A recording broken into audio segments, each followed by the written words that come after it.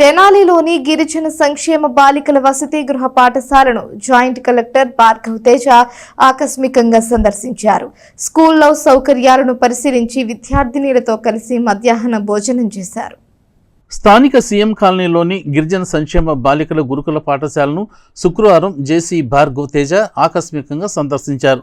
ప్రపంచ ఆదివాసీ దినోత్సవం సందర్భంగా స్కూల్ను సందర్శించి అక్కడి వసతులను పరిశీలించారు. ఉదయం joint collector Bhargav Teja, sub collector Prakhar Jain, తహసీల్దార్ కేవి గోపాలకృష్ణతో కలిసి స్కూల్ను సందర్శించి అక్కడ సౌకర్యాలను పరిశీలించి విద్యార్థినులతో మాట్లాడారు. ఇక్కడ వసతులు బాగున్నాయా, టెక్స్ట్ బుక్స్ అందాయా, భోజనం బాగుందా అని జాయింట్ కలెక్టర్ ఆరా తీశారు. విద్యార్థినులతో పాటు ప్రిన్సిపాల్ సహా ఉపాధ్యాయులతో మాట్లాడి ఇక్కడి సమస్యల గురించి అడిగి తెలుసుకున్నారు.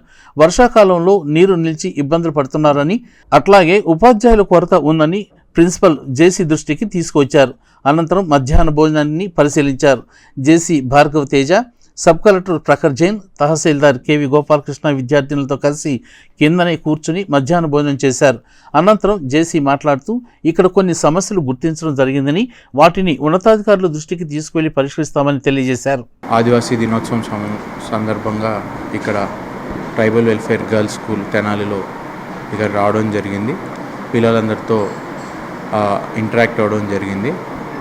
వారందరికీ యూనిఫామ్స్ కానీ ఇతర వస్తువులు కానీ అలాగే టెక్స్ట్ బుక్స్ ఇవన్నీ కూడా టైంకి వస్తున్నాయో లేదో తెలుసుకోవడం జరిగింది. ప్రిన్సిపల్ అలాగే టీచింగ్ నాన్ టీచింగ్ స్టాఫ్ అందరితో కూడా మాట్లాడడం జరిగింది. వారు కొన్ని విషయాలు వారికి అవసరమైన దాని గురించి చర్చించారు. ముఖ్యంగా వారికి ఈ బిల్డింగ్ ఏదైతే ఉందో స్ట్రెంత్ 320 అయినప్పటికీ, అంటే శాంక్షన్డ్ స్ట్రెంత్ కేవలం 120 మందితోనే ఈ స్కూల్ నడుపుతున్నారు. ఇక్కడ రకరకాల చుట్టుపక్కల అనేక జిల్లాల నుంచి ఇక్కడికి వచ్చిన వారు ఉన్నారు.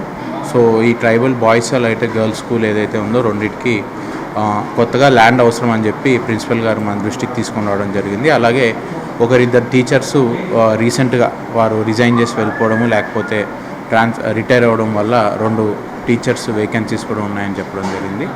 ఇది సబ్ కలెక్టర్ గారు అలాగే కలెక్టర్ దృష్టిలో పెట్టి ఖచ్చితంగా ఈ 2 విషయాలు వీరికి ల్యాండ్ ఇవ్వడము అలాగే ఈ టీచర్స్ యొక్క స్థానాలు భర్తీ చేయడానికి ఖచ్చితంగా చర్యలు తీసుకోవడం జరుగుతుంది.